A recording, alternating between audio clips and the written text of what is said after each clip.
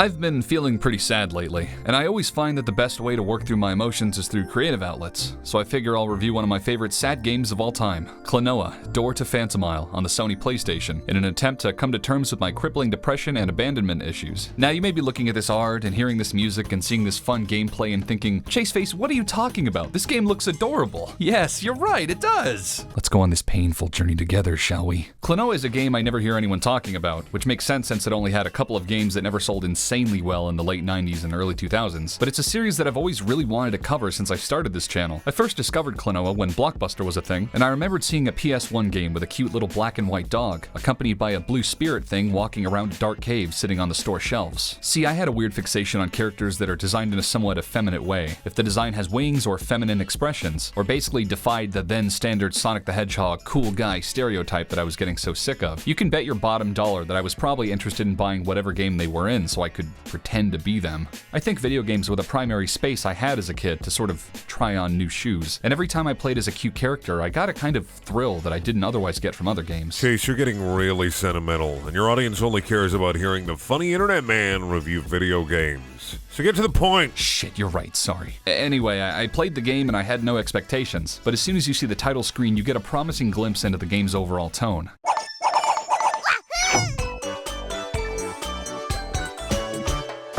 The aforementioned voice of Klonoa is Kumiko Watanabe, known most popularly as Shippo from the original Japanese premiere of the anime Inuyasha, and it's clear that Watanabe's penchant for voicing fluffy, cuddly characters is useful across the board. I actually looked up her more recent roles, and I was really surprised to learn that she voiced the cowardly Goron Yunobo from Zelda Breath of the Wild in the original Japanese version. Her voice hasn't changed drastically since 1997, and it makes me so happy to see her getting new roles. If the title screen wasn't energetic enough, you then get an old-timey tutorial menu that makes really satisfying paper card noises when you switch between sections, and plays an energetic waltz to keep your spirits high, along with a harmonica and some music box arpeggios with a few electric piano notes for punctuation.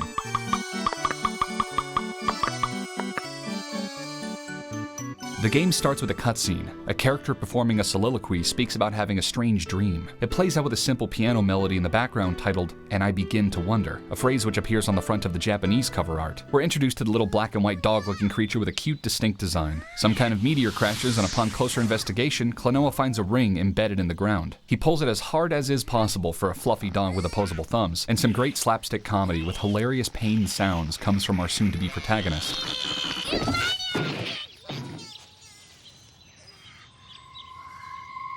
He finds out there's a little blue spirit living inside, and upon realizing he just made a new friend, they frolic through the green fields having nondescript fun. Things take a dark turn as a nearby crash sets off a dark cloud which quickly engulfs Klonoa, who awakens in a cold sweat.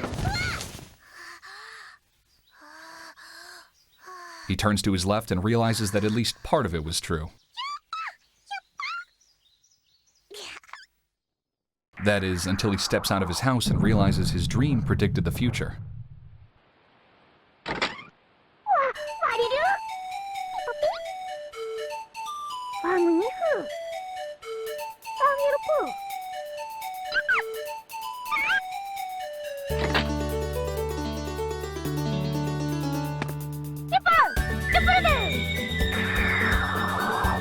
From this point forward, the player will learn that this is a 2.5D platformer akin to other PS1-era games like Strider 2 and Tomba, occasionally using 3D models when convenient. You jump and grab enemies, using them either to throw as a projectile or to give you a generous double jump. You can also hold the jump button to hover for a second, which is more useful than it sounds, and will function as a helpful life-saving ability. Klonoa uses his little buddy Hupo as his tool for traversing the world, since Hupo is encased in the ring and is actually the one doing all the heavy lifting with his handy wind bullet ability. The game really sells you on their friendship as you make progress in the world, and it makes them feel like a supernatural fit. Two best friends who are an unbreakable team in the face of adversity, but I'll get to that later.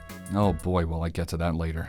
I'd like to mention that this is one of my favorite PS1 games of all time that I'm trying to analyze and convince other people to respect, but I'll be inserting a lot of my sappy sentimentality into it. So if you're looking for a non-biased, spoiler-free review, look elsewhere. I know that the internet tends to prefer happy, silly game reviews with jokes and lighthearted jabs, but I have a lot of respect for this series and the many talented people that made it, so I'll be a lot more somber and serious here than I am in my other more comedically oriented videos. If you want a really forced, funny review about this game that does a bad job of capturing what's so great about it, go check out Kadikarus' 6-year-old video video where he screams about stuff being cute and dances around like a child to appeal to all the 11-year-olds inhabiting YouTube. Klonoa's language is pretty unique. It's sort of like other games where characters speak a fictitious language, but it's not auto-generated or sampled or anything. Klonoa vocalizes quite a bit throughout the game. He'll exclaim Magia when he takes damage, and he'll often say other little vocalizations like Rupurutu for phrases like let's go. He naturally has his catchphrase of Wahoo, which the player hears when Klonoa is double jumping or exclaiming literally anything else. But my favorite things that really give Klonoa character are his other little utterances when he bumps into an obstacle, or when he gets lifted up by a powerful gust and gets dizzy. The voice actress for Hupo is none other than Fujiko Takimoto, also known as the voice of young Link in literally every iteration of Zelda ever made.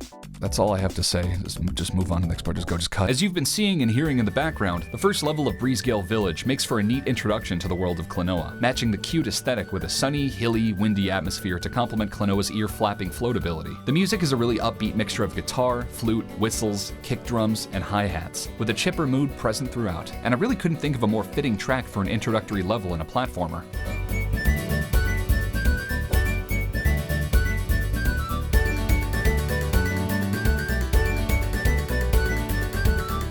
Halfway through the level, you're introduced to a really goofy dog character named Baloo. And no, I'm not pronouncing it Baloo like value, and you're just gonna have to fucking live with that. Who's capable of jumping and landing from extreme heights. But otherwise, he's just the dude that owns the giant tower that he's building to reach the Moon Kingdom to meet this idol named Laphise, who he apparently has a huge crush on. I'm just gonna show the important cutscenes I like in this game, because as I mentioned before, if I were to narrate over it, it would just ruin the atmosphere. And the cutscenes themselves are well shot and directed to the point where it doesn't feel like my commentary will add much, so here you go.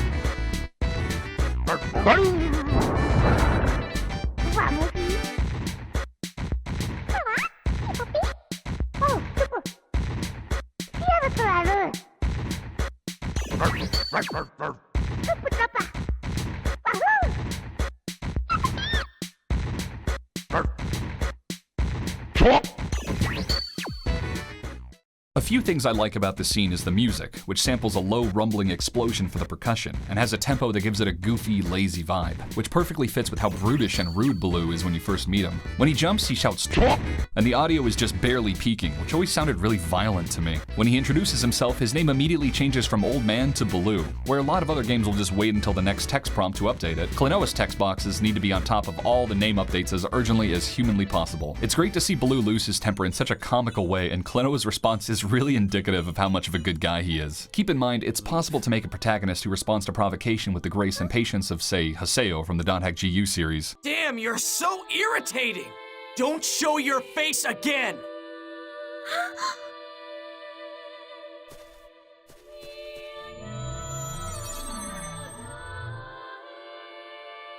Damn it!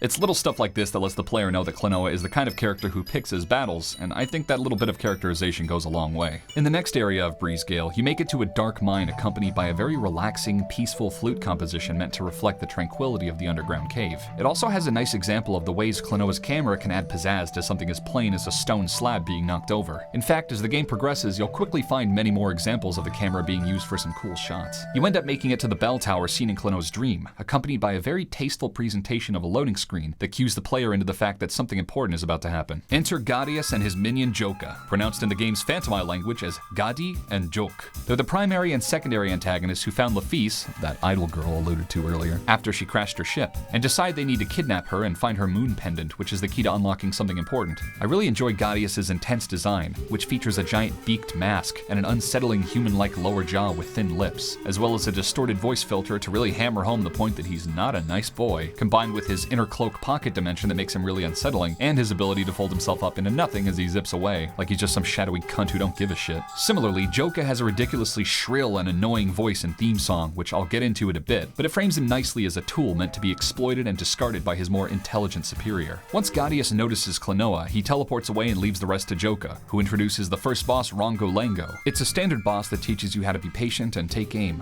but I really dig the music, which has an intense electronic style loaded with pulsating energy.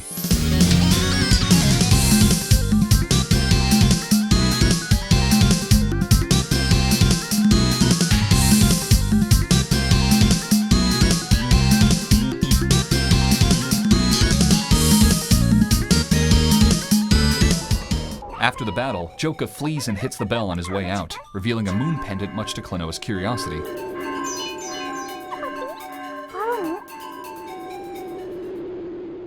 Here's another great example of the memorable art direction this game has, combined with the single melody track titled A Pendant. Everything is just framed so nicely.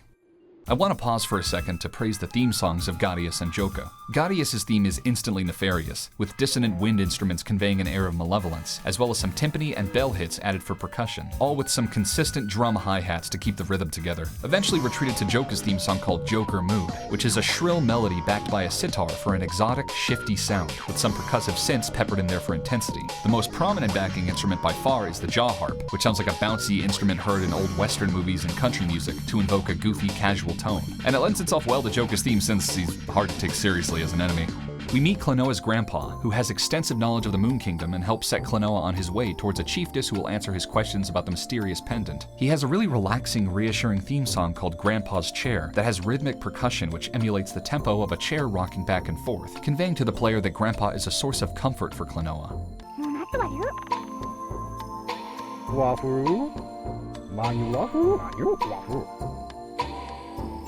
Wafu mamura gadi wamu garugamiu. Rupurumu umeko wafu. Kuro waruti foro mani apapa. Ladu mani wani rupu. Wahu wafu. The next area is a dark forest infested with enemies, and the music is a tribal yet vaguely sad-sounding jig that makes you feel like Klonoa has stepped into uncharted dangers. Combined with the plethora of enemies and pitfalls in the area, the game begins to feel like it's actually starting to get a little more challenging. The audio quality is surprisingly clean for being in an old video game soundtrack, as you'll come to learn as I get to the rest of the music, but all of these drums come through so cleanly.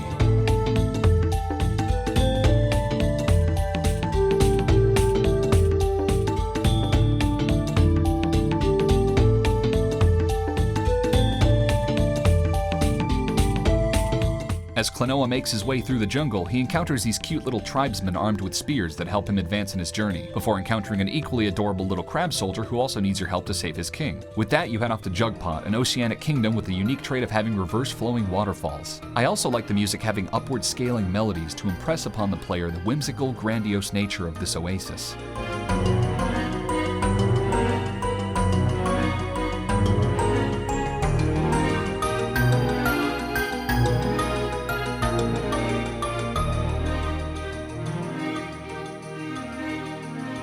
You make it to the end and find a little fish that's desperately in need of your help, and the shrill, childlike nature of her voice propels anyone with a basic moral compass to do everything in their power to help save her.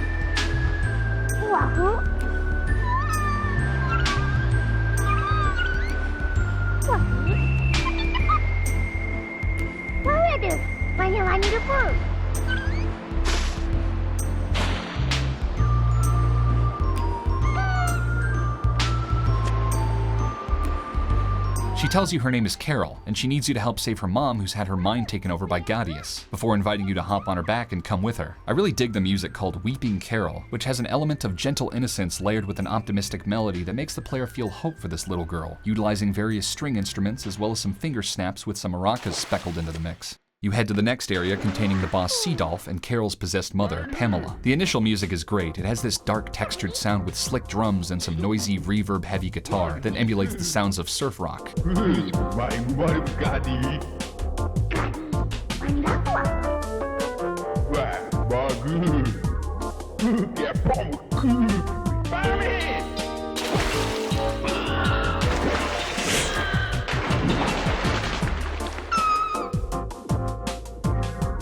Other games have done this well too, such as Final Fantasy VII's Electric de Chocobo.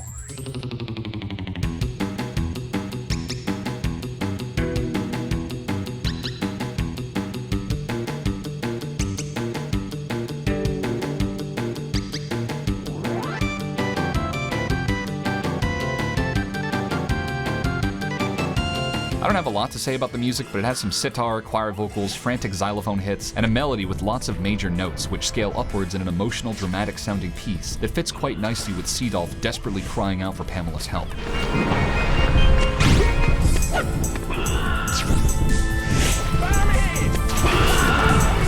After a short but easy battle with some basic jumping mechanics where you throw the boss at the other boss, Seedolf snaps out of his trance and sends you on your way, fixing the forest water supply and allowing you to return in your quest to meet the chiefess. On your way there, you encounter some of the forest protectors, who surprise Klonoa into thinking his life is in danger, and doesn't that face just say it all? Joka watches from a distance and adds a little extra humor as well.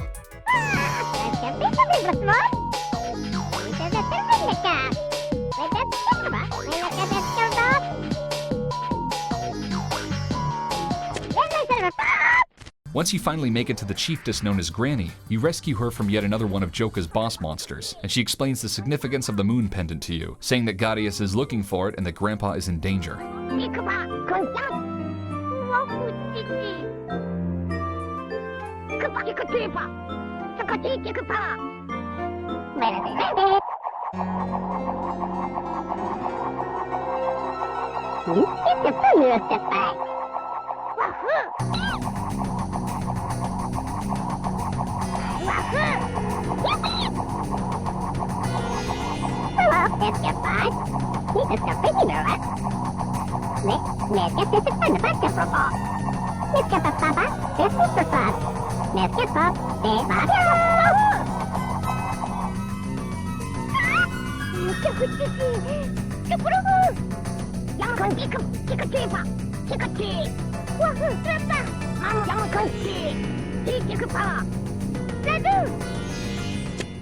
Klonoa, realizing the severity of the situation, decides to take a shortcut back home to try and save Grandpa. Along the way, he passes through two areas which have really interesting music. The sheet music reminds me of the composer for the Pokemon games, Junichi Masuda, and his compositional philosophy that prefers to write more elaborate pieces as the player advances through the game. Vision 4-1 is written as a flamenco, with some fierce guitar strums keeping the momentum going and a prominent castanet being used for rhythmic clicks, as well as some downward descending harp arpeggios. And also, I forgot to mention until now that this game calls the stages visions, in keeping with the consistent dream theme. It has a decidedly tense, almost spooky element to it, which is further accentuated by the level premiering the ghost enemies. If you remember the first level Breezegale, you might remember this musical phrase.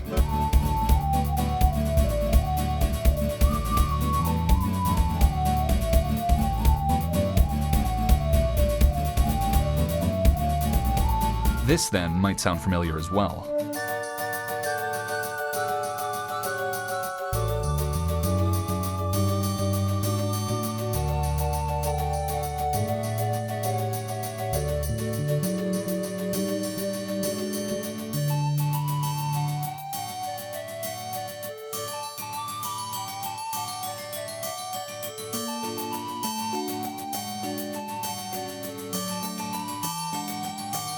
The use of leitmotif to reincorporate the melody from the first level with a lonely single-channel audio track, combined with descending backing notes and slower tempo, makes these phrases feel somewhat depressing, which to me evokes the feeling of Klonoa wishing he could go back to a simpler time when life was normal, before he was burdened with the fate of the world on his shoulders. It's also a nice touch that the song fades into an alternate version, where the lead instrument is replaced with more muted instruments, going from a pan flute to a whistle, making the running bass line stand out further.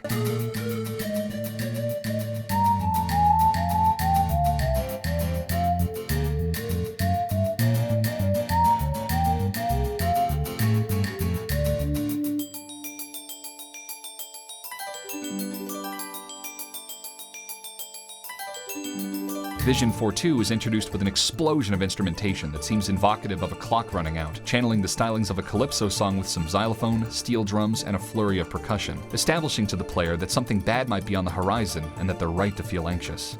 As Klonoa leaves the cave and enters the next area, he runs over to a bridge and waves to his grandfather, relieved that he's unharmed. Phew! Wahoo!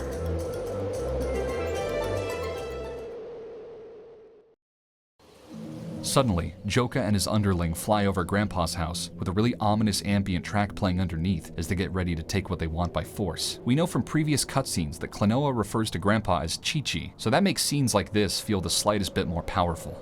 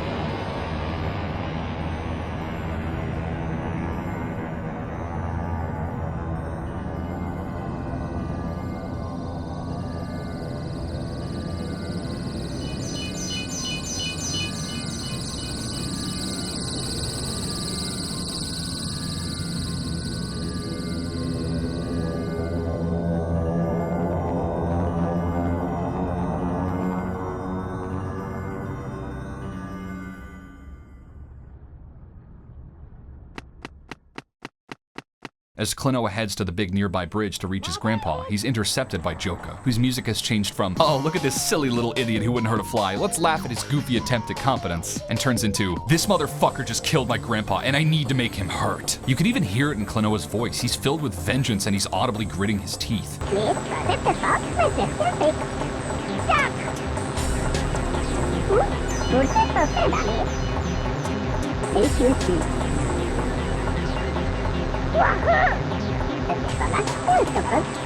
Wahoo!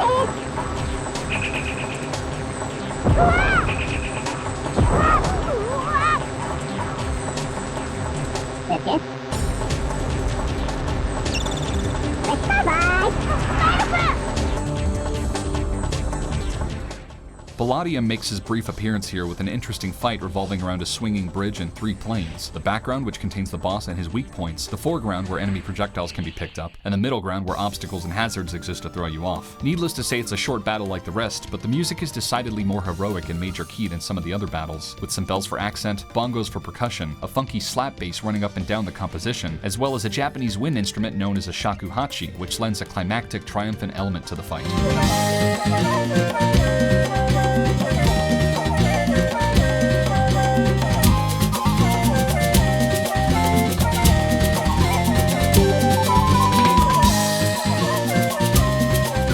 As we transition out of the boss and into the next scene, we can hear that Grandpa's well-being hasn't left Klonoa's mind even for a moment, and we're cursed with the first heartbreaking moment, excellently punctuated by exceedingly appropriate emotion and intensity, combined with the previous track, Grandpa's Chair, transformed into the new track, For the Time We've Spent.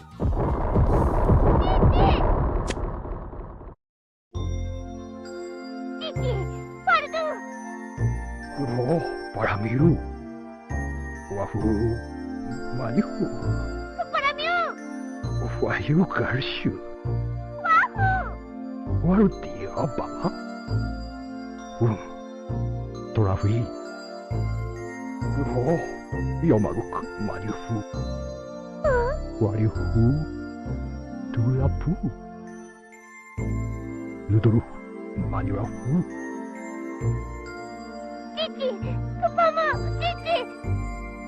Wafu. Warumanu.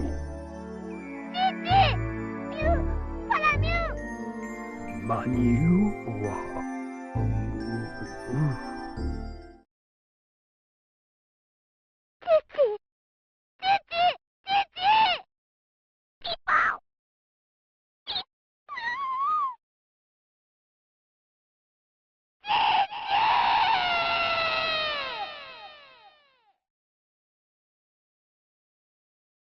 with no time to spare, Klonoa needs to head for Joka's next location, Coronia, or the Temple of the Sun, which would be impossible if not for Pamela, the floating fish Klonoa and Hupo rescued earlier, flying to their aid. Don't question how a fish can fly. My heart was just shattered into pieces from hearing Klonoa's ear-piercing, agonizing scream, and I don't want to use my fucking head right now. Mame! Wow!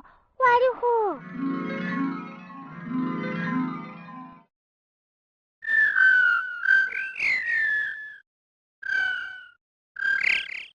The cutscene and music firmly establish that Klonoa has nothing left to lose, and will do anything he can to stop Gattius and his henchmen.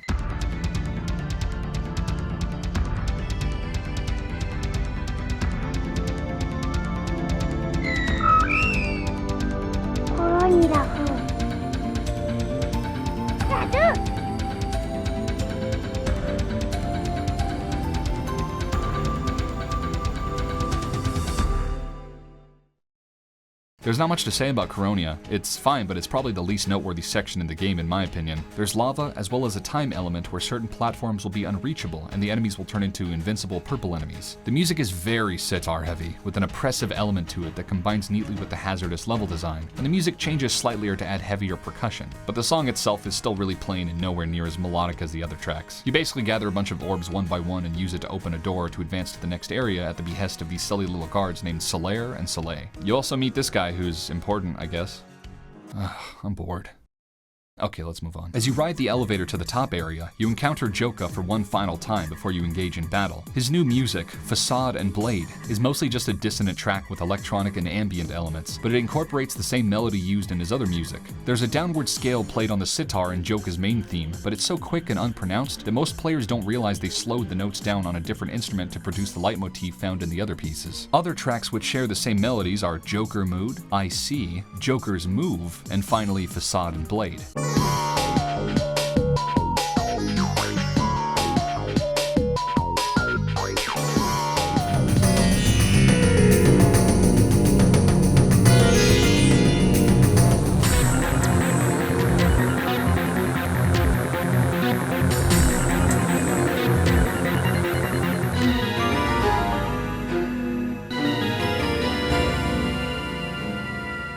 It represents a nice change of tone regarding Joka's malevolence and how he exceeded Klonoa's expectations. The duration of Joka's fight is really enjoyable, albeit a little bit tough. Even as a grown man playing this game through for the 7th time, it still gives me trouble with all the chaos going on, combined with having to dodge pitfalls, invincible enemies, and Joka's claw attacks when in his monster form, and I'm a little ashamed to say I died 3 times during my recorded playthrough. I find it to be the most common part I'll lose on, and I say that without ever having died to the final boss. It's really neat how the background has multiple layers of clouds moving independently of one another, and when Joka transforms into his beast form, the background dips to an empty black before fading into purple and red clouds. It's actually something I've never consciously noticed until I examined the footage in post, and while it's nothing exceptional, there are plenty of game designers that would have just opted to keep it an empty black. Upon Joka's death, he says something ominous, which will eventually make more sense.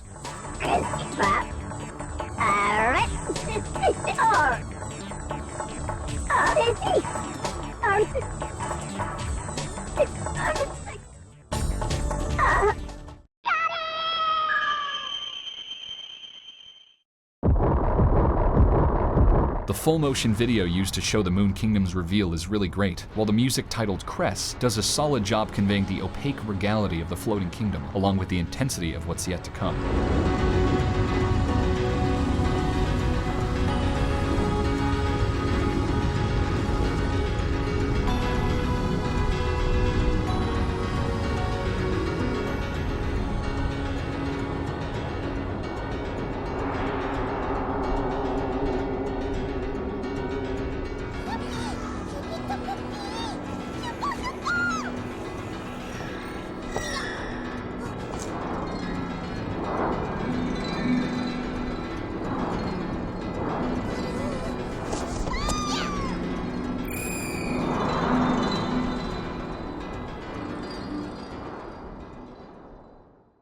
As soon as you arrive, you realize something is off about Hupo.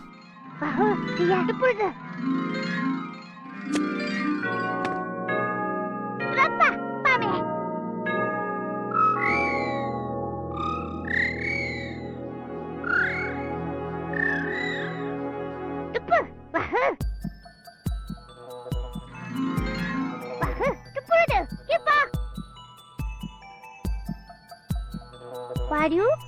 Super?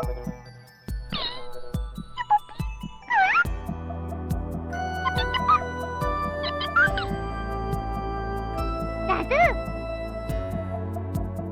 The Moon Kingdom is such a good level for a number of reasons. As time has gone by, the game's difficulty curve has evenly increased from a flat area with no pitfalls and plenty of respawning enemies to this level where the pitfalls are plentiful, enemies are invincible, and missing an important grab and jump will often end in your death. The music in this level is so goddamn good. Not only is it a somber and melancholic composition that kicks off with some sobering bell hits, but it echoes a lot of sentimentality, something for which the series has become known. It has a constant heartbeat in the background at a tempo of 72 beats per minute, which is slightly above the average resting heart rate of 60 BPM. It's clearly just there to keep the song's momentum flowing evenly, but the fact that it's slightly higher than a resting heart rate makes me question if the composer made this choice, knowing the game was going to get heavy and wanted to carefully signal to the player that emotions will soon flare up, that will soon be reaching the point of no return. To further convey the sentiment that things have gotten so crazy and complicated in Klonoa's once peaceful little life, we're treated to this reincorporated leitmotif from the first level of Breezegale.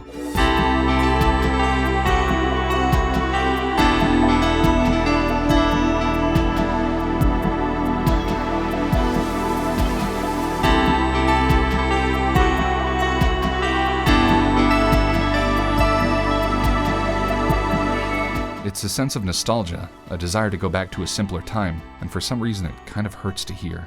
As you make your way to the top of Crest, the level design continues to convey elegant celestial overtones, with darkness and shimmering crystals present throughout, as well as the outside pathway being covered with stardust that falls with each footstep Klonoa takes. As a little kid, I was filled with wonder and astonishment as to how a video game could convey such magnificence. I just saw all the sparkling stars and gemstones and magical elements, and I knew this game was something special. Even 20 years later, I find myself going back to it with full appreciation, both the good and the bad.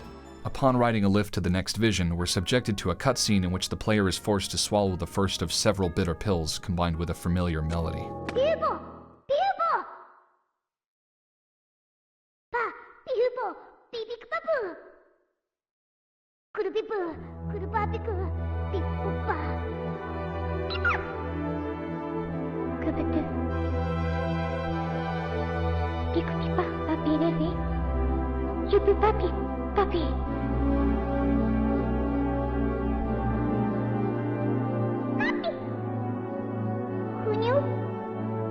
Yupu papi pipu, yupu papi. Papi, papi, yupi yupa.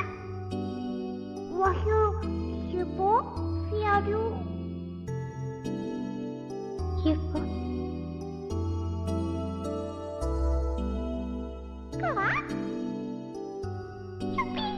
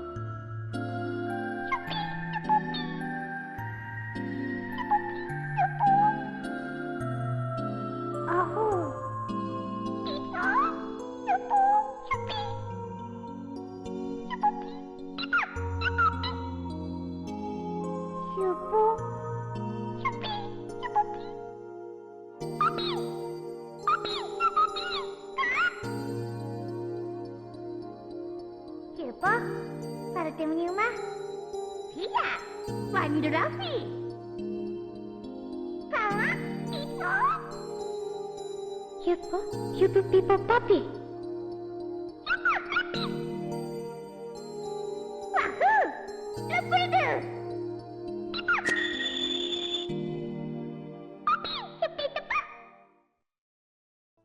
This is especially emotional, as Klonoa and Hupo have been close friends for the entire game. For Klonoa to learn that Hupo was deceiving him regarding his real identity may not be enormously significant, but being manipulated in any capacity hurts. The track that plays is called Difficult to Say, which is more than reflected in Hupo's previous silence as well as his uncomfortable, hesitant expression here.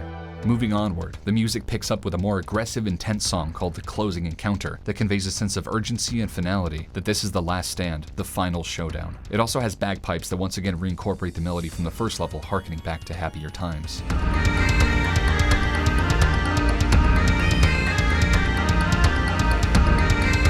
The game then creates some slightly more complex timing-based switch puzzles which require a few rapid, confident throws and some clever experimentation. I remember as a kid that I managed to get stuck here solely because it was more than just hitting a switch with a projectile. It was about hitting 3 switches within a 5-second window while dodging hazards. And I subsequently took a several-month break because they intimidated me. Man, young me was a total pussy. After a series of trials including this admittedly difficult platforming section in which one wrong move or missed grab can result in your death, you make your way upwards and teleport into the final room with Gattius himself. And he says a bunch of ominous stuff about the darkness before he teleports you suddenly to his battle area, with a track just as confusing and creepy as his general existence. It's also particularly satisfying to throw multiple enemies at him and hear him repeatedly cry out in pain.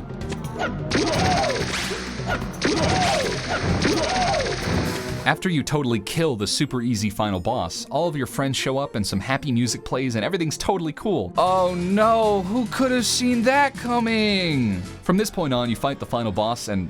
Okay, look, I've been really sappy and sentimental and I've been trying to ascribe a deep meaning to everything in this game and it's been really draining and I just like to get to the interesting part, so I'm just gonna skim over these and call it a day because to be frank, I'm tired of staring at this fucking Google Doc for about 3 weeks. Gattius summons the final evil dude named Nahatomb who, like any good final boss, has more than one form. He's got the standard version, the weird spirit version, and finally a slightly different version with the coolest musical variation. The first song is a cool instrumental piece with a lot of sitar as we've seen, which makes me think that the composer Tetsukazu Nakanishi had a bad run-in with a Persian who robbed him blind on an international business trip, and now he just associates the sitar with bad guys, because every composition centered around a villain has a sitar in it. I mean, it works, but it just makes me wonder, like, dude, who hurt you? Anyway, it's got the sitar, some strings, some piano, and an overall orchestral sounding arrangement that instills a sense of finality and hope in the player. After you whittle his health down with a collective attack from all of the friends you've made along the way, he inhales Klonoa and initiates his next phase, where the music retains most of the same key instruments with a greater emphasis placed on new ones. In this case, more percussive emphasis mixed with some maracas and an occasional triangle hit. It's pretty plain, but it fits the ominous setting Klonoa's been sucked into. Once that's done with, the third and final phase begins. And god damn, listen to that slap bass!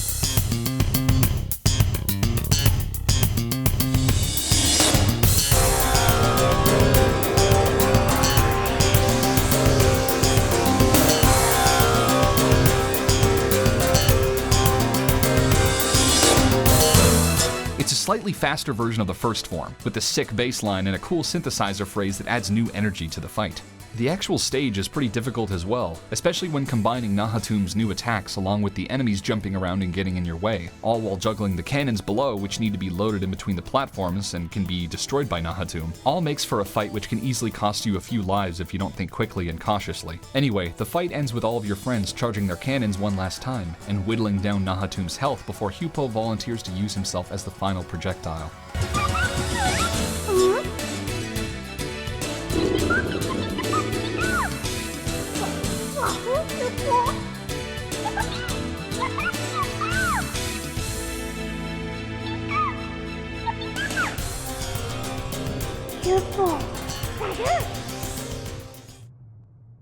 Klonoa lets out a passionate shout before the monster is destroyed, revealing the ever-alluded-to goddess Laphise, who smiles gently and thanks you for your help.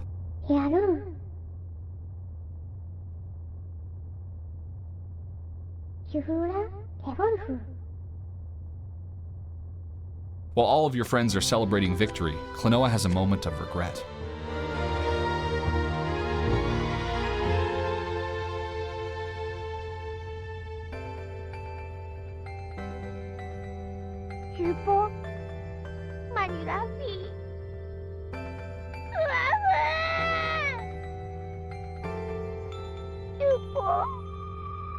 That is, before we get a surprise twist that gets carried entirely by the soundtrack.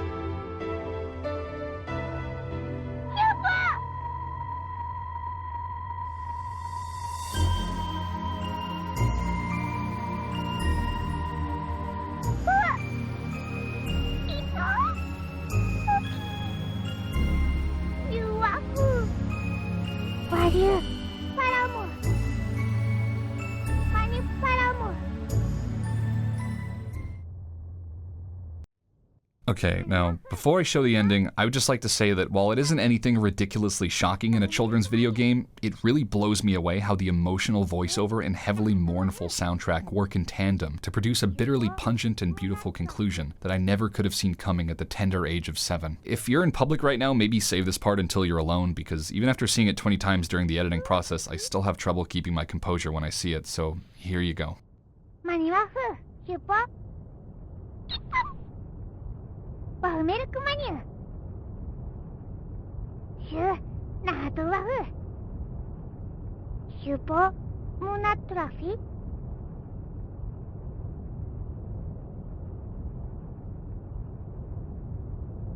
フーワキャフィ。マニラフィ、テイクワフ。くにゃ。ヒュピー。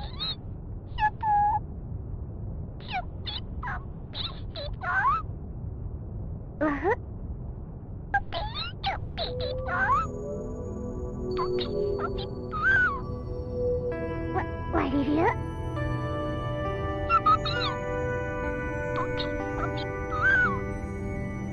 Wahoo! Wani, la firma. Partem rafu. Manurafi wahoo. Yupi. Yupi, yupi, yupi. Yupi, Labra! Labra, labra, labra! Yupi!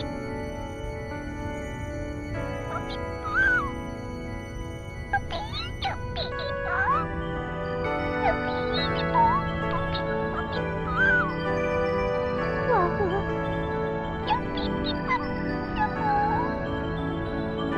Yupi! Wahoo! Viera, le problème! Le problème!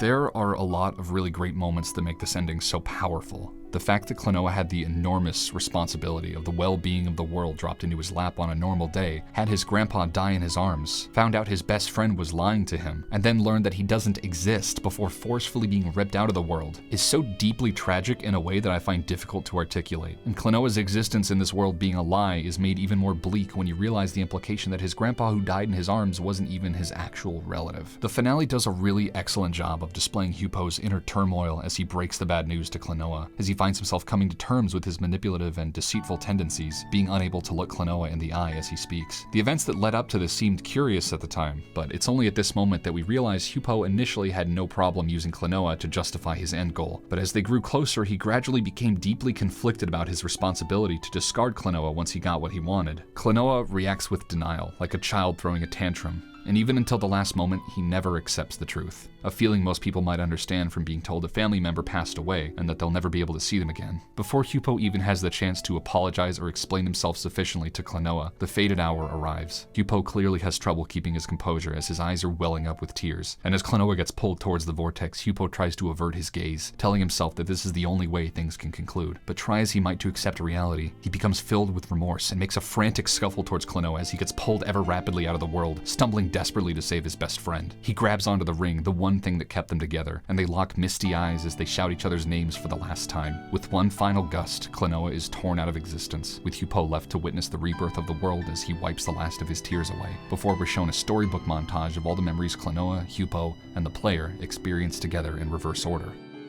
Klonoa was critically dismissed at the time of its release as a childish game in reference to the overall aesthetic, which makes me question whether or not the journalists at the time even completed the game to its end. In my opinion, Klonoa's conclusion completely invalidates that claim. Players who saw it through all the way to the end are likely to remember the fun times, the great music, the colorful cast of characters, but the painful ending wrought with betrayal and heartbreak will likely bubble to the memorial surface sooner than the rest. It was a harsh lesson to learn as a child that sometimes things are just terrible. You don't get closure, you aren't owed happiness, and you'll always have painful questions that will never be resolved. You'll just have to live through the trauma and become hardened as you grow through it. Klonoa is a game I will never forget for as long as I live, and I hope I've sufficiently articulated why that is. I'm glad I have this platform to share my favorite childhood memories with an audience of similarly passionate people, so from the bottom of my heart, thank you for watching.